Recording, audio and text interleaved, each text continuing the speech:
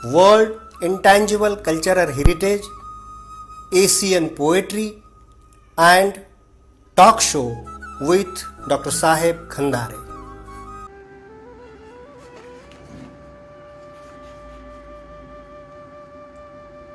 नमस्ते मित्रों, आज हम जो कविता सुनने जा रहे हैं उसकी कवि है गायत्री देवी तिमल सिन्हा। गायत्री देवी कैलिफोर्निया यूएसए से है, लेकिन वो मूलतः नेपाल की होने के कारण अपनी नेपाली कविता हमें सुनाने जा रही है। गायत्री देवी जी ने अपनी कविता में जो विमर्श रखा है वो विमर्श समूचे मानव जाति के, विश्व के मानव जाति के जीवन में प्रतिबिंबित होने वाला एक बिंबवाद है। और बिंबवाद की मीमांसा पाश्चात्य समीक्षक रिचर्ड ने जो की थी उसको अगर हम ध्यान में लेते हैं तो हमें यह दिखाई देता है कि बिंबवाद मात्र शब्दों के आधार पर या प्रतिमाओं के आधार पर नहीं होता, वह अपने जीवन में भी कई प्रसंगों के आधार पर, घटनाओं के आधार पर भी होता है। क्योंकि प्रतिमा हो या फिर शब्द हो, ये सभी तो हमारे जीवन के व्यापार से ही आते हैं। जो वस्तुएं, चीजें और हमारे समूचे व्यवहार की जो बातें होती है वो सिर्फ 3 स्तर की होती है, 3 घटनों में वो विभाजित की जाती है। एक तो वह वस्तु के नाम मात्र होते हैं, प्राणियों के नाम मात्र होते हैं, कुछ घटनाएं होती है, और कुछ घटना और शब्दों के नाम के प्रतिबिंब होते हैं। वो जो प्रतिबिंब होते हैं वो प्रतिबिंब कवि की सहायता बहुत करते हैं कविता लिखने के लिए या कविता अनुभवन करने के लिए, कविता का अनुभव करने के लिए। प्रकृति की उपज से जिन वस्तु मात्रा को कवि देखता है, उस वस्तु मात्रा का एक प्रतिबिंब उसके मनपटल पर उभर कर आता है। सामान्य व्यक्ति और कवि में यही तो फर्क है कि सामान्य व्यक्ति जिसके पास प्रतिभा की कमी हो, वह ये सारे प्रतिबिंबों को नजरअंदाज करता है। उससे भी उसका आभास होता है, एहसास होता है, लेकिन वो नजरअंदाज करता है। लेकिन जो कवि होता है वो सृष्टि की, समष्टि की, प्रकृति की सभी घटनाओं को, जीवन के अनुभवों के साथ वो जोड़ना चाहता है या फिर उसका नापतोल करना चाहता है। तुलना का जो सिद्धांत है वो यही कहता है कि तुलना अक्सर किसमें होती है? 2 कवि में, 2 व्यक्ति में, साहित्य की 2 विधाओं में ऐसी तुलना कभी नहीं होती है। 2 संस्कृतियों की अवधारणा से लेकर के वर्तमान तक आए हुए प्रवाह से होती है, और यह प्रवाह जीवन से जुड़े होते हैं। जैसा अगर जीवन का इतिहास, भूगोल बदल जाए तो उसकी प्रकृति भी बदलती है, और प्रकृति के साथ साथ वो घटनाएं जिसका प्रभाव कवि के मनपटल पर पड़ा है वह भी बदलता है। ऐसे ही कुछ बदलते हुए प्रतिबिंबों की सहायता से अपने जीवन के अनुभवों को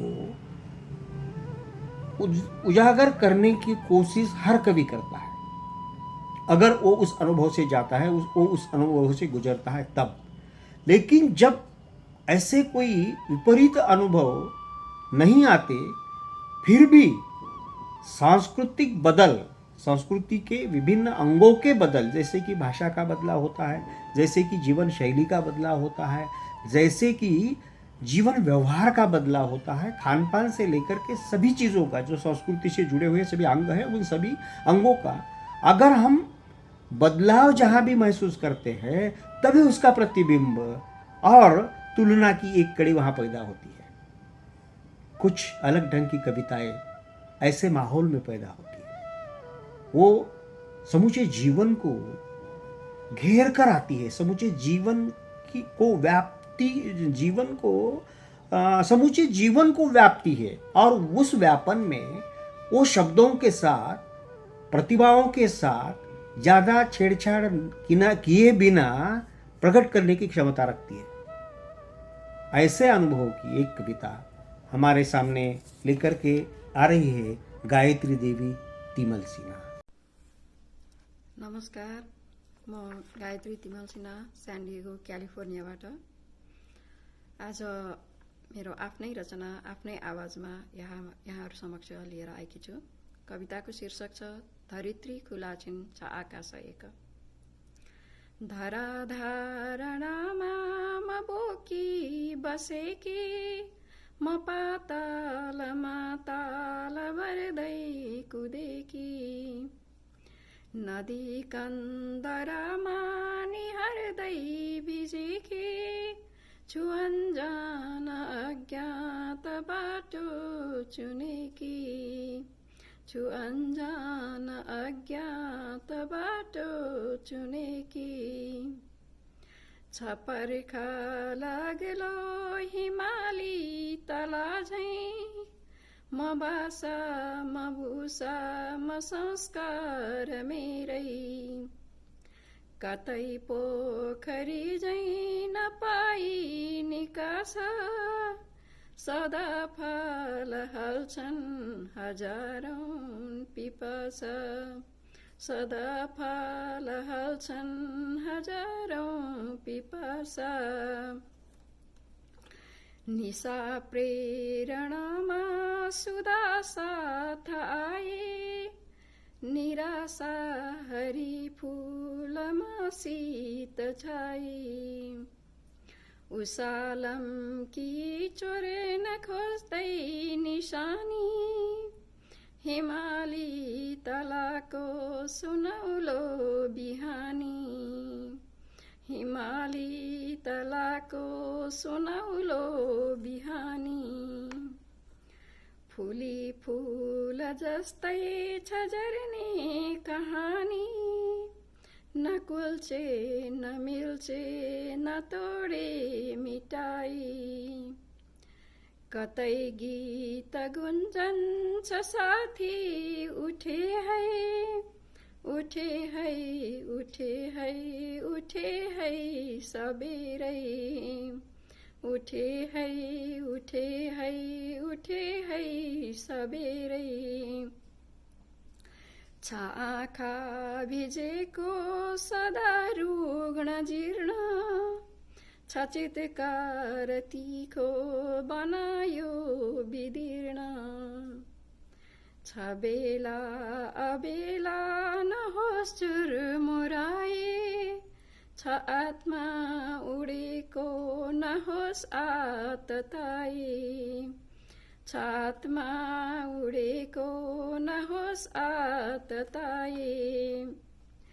म गन्तव्य खोज्ने म जानी नजानी, म प्राप्तव्य रोज्ने उडी पंख चाली, दुई हात मेरा म केही समेटी, म भन्दैछु साथी सदा धरती मेरी, म भन्दैछु साथी सदा धरती मेरी।